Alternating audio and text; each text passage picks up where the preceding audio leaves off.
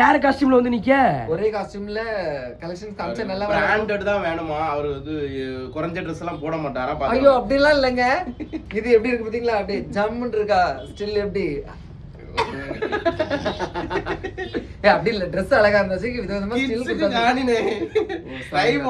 இல்ல இல்ல நான் வந்து அழகான காஸ்டியூம் பார்த்தோம்னா நான் கொஞ்சம் மறந்துட்டேன். இந்த மாதிரி அழகான காஸ்டியூம் இந்த மாதிரி உங்களுக்கு மெய் மறந்து நிக்கணும்னா எங்க கடைக்கு வாங்க. அப்பதான் சூப்பர் சூப்பர் ட்ரெஸ் பாத்தீங்களா? இந்த கண்டென்ட் கொடுக்கும்போது கொஞ்ச நேரத்துக்கு முன்னாடி கலெக்ஷன் காமிக்கணும் திட்டினா இப்ப கலெக்ஷன் பாத்துங்க எப்படி மாத்திட்டாங்க கல்ல பையன்.